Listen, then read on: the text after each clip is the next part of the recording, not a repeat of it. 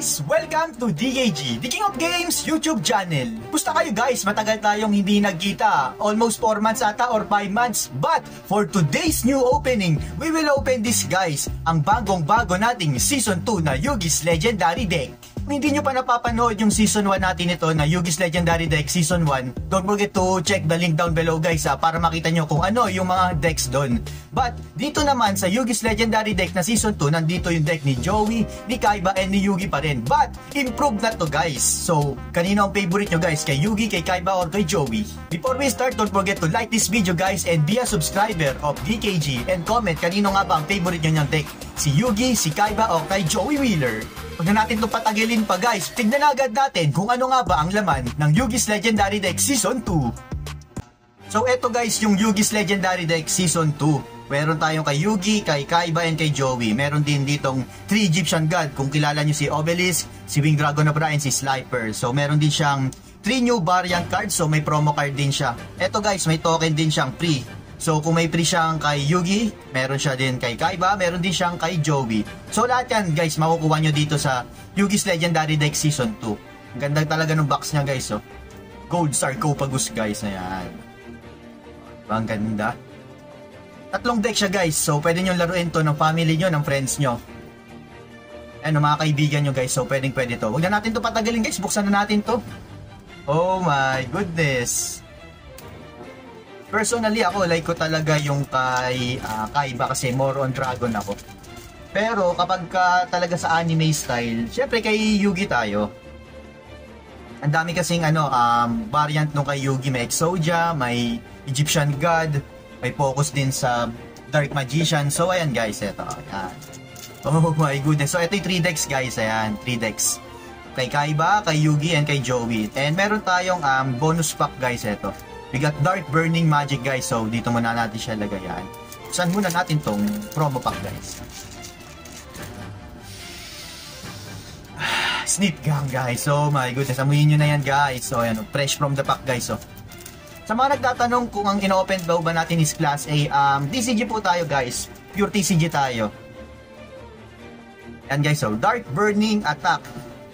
If you control a Dark Magician Girl monster, destroy all face-up monster your opponents control. Sa mga Dark Magician Girl dyan, user.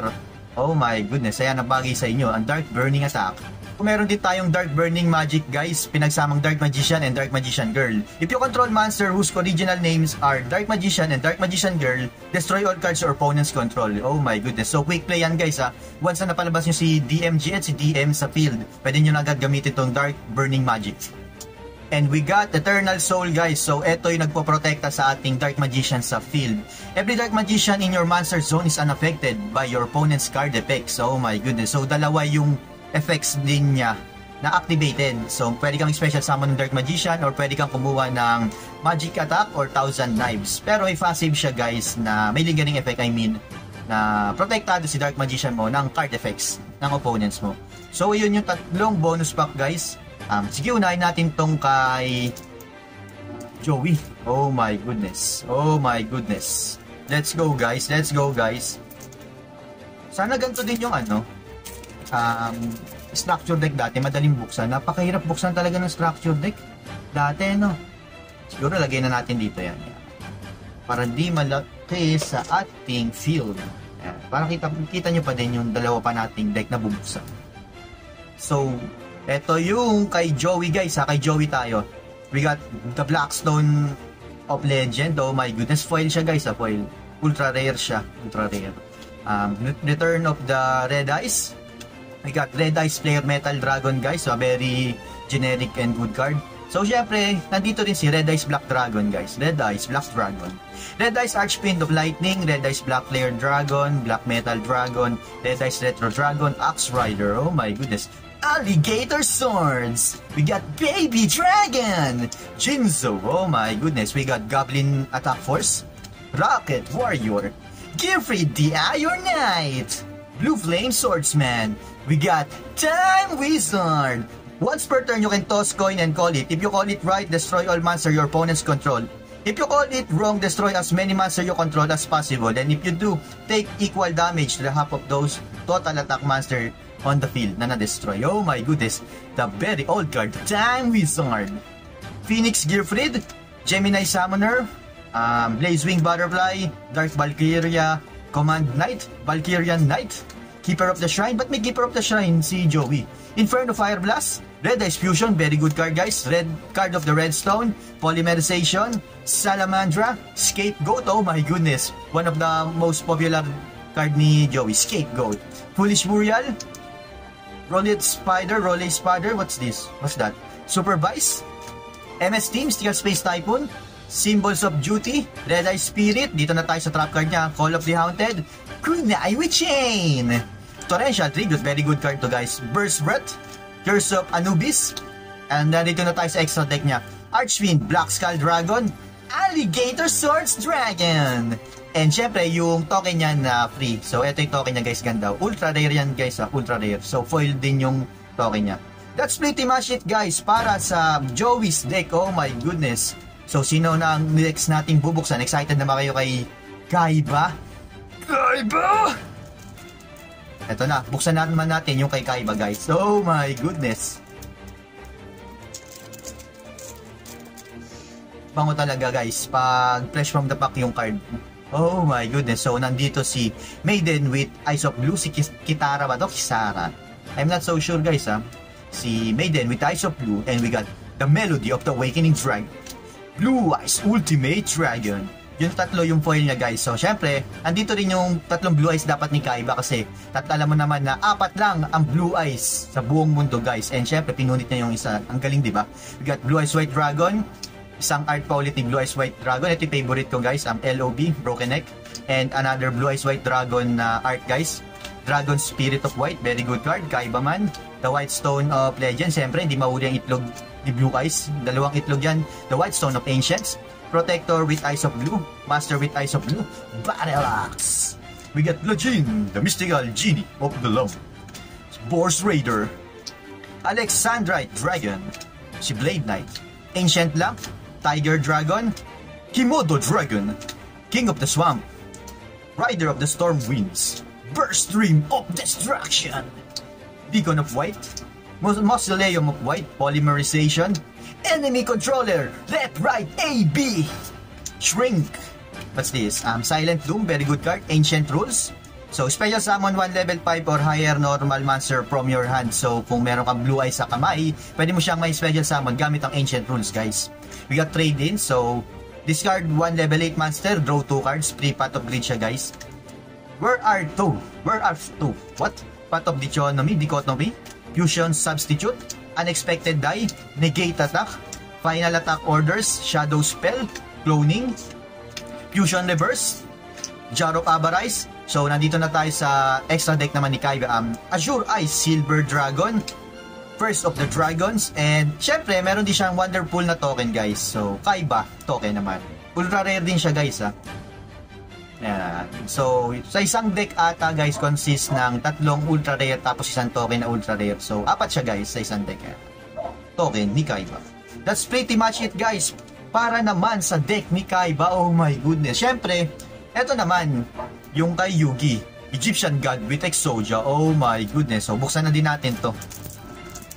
Kayo guys, sino ang pinaka-favorite nyong Egyptian card? Sino pinaka-favorite nyo sa tatlo? Si Slifer ba? Si Obelisk? Or si Winged Dragon of Ra? So we got eto guys, oh. Slifer, the Sky Dragon. Oh my goodness. The 3 Egyptian God. Limited edition yun guys. So Obelisk the Tormentor. Itong tatlo, limited edition siya guys. Ayan. Pero syempre, yung mismong deck, unlimited version lang siya. So we got the legendary Exodia Incarnate. Oh my goodness. So kung dati bawal mong gawing defense yung mga Exodia mo or bawal siya sa graveyard kasi hindi mo siya makukumpleto sa kamay. Yung deck naman na to is pwede mo siyang i-sacrifice kumbaga. Hindi ka mangangamba na wala ka ng way para manalo kung yung Exodia mo is nasa graveyard. So Ties of the Brethren, what's this? Ties of the Brethren. So siya yung foil na. And Obliterate. So my goodness, you can target 1 monster on the field, send 1 4D, then 1 monster or Exodia card from your hand or deck to the graveyard, and if you do, return the target to the hand. If this card is sent from the spell and trap card zone to the graveyard, you can target 1 4D, then 1 monster or Exodia card in your graveyard, add it to your hand.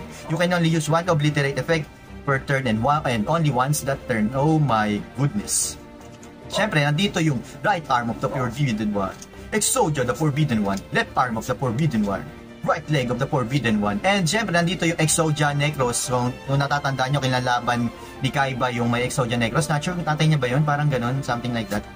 And right leg of the Forbidden One. So, siyempre, nandito din yung kay Yugi na Dark Magician, the legendary Dark Magician, the ultimate wizard in terms of attack and defense.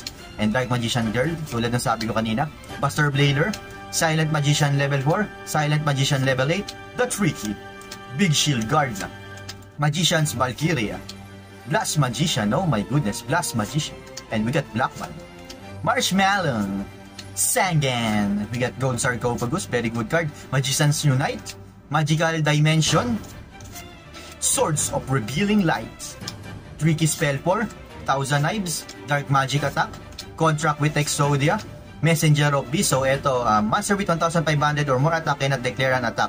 Once per turn during your standby phase, pay 100 life points or destroy this card. So magpe-pay ka lang ng 100 life points. Bawal lang umatake 1,500 or more attack, guys. Oh my goodness. Dark Factory of Mass Production, Monster Reincarnation, Path of Duality, Secret Village of Spellcaster. So may Secret Village of Spellcaster din dito. Oh my goodness. We got Mirror Force, the legendary Mirror Force, Magical Hats, Magic Cylinder, Magician Circle, Backup Soldier, Gravity Bind. Level 4 or higher monster cannot attack. So combo siya, guys, kung sa Messenger of Beast mo. Oh my goodness. And syempre, meron tayong token. Oh my goodness. This card cannot be used as any token. So ayan yung token ni Yugi, guys. Oh my goodness. So ganda. Eto lahat, guys, nung laman nung Yugi's Legendary Deck Season 2. So ano ang mas gusto nyo, guys? Yung Legendary Deck 1 or yung Legendary Deck 2? Ito yung Legendary Deck 2, guys, ha. Yung sa Legendary Deck 1 kasi, kung napanood nyo na, guys, or kung papanoorin nyo pa lang, spoil ko na kayo. Yung deck doon is tatlong kay Yugi lang. So, Battle City,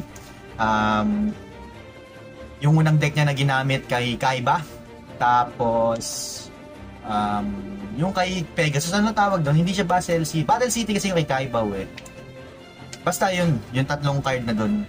Ay, nandun din yung card ni Arcana na Dark Magician. Dito naman kasi, mas maraming variant. So, kung ayaw mo nung kay Yugi naman na deck, pwede mo piliin yung kay Joey. Tulad nito, kay Joey. Meron din tayong kay Kaiba. Meron din tayong kay Yugi. So, mas madami yung variant naman niya. So, anyway, guys, sana nag-enjoy kayo dito sa ating unboxing for today's new video, guys. Don't forget to like this video, guys, and be a subscriber of DKG, guys. So, sana nag-enjoy kayo, guys. DKG is always saluting you, guys. Gotcha! Dato sa Panduel, guys. Thank you so much. Kita-kita ulit tayo sa next unboxing, guys. Peace!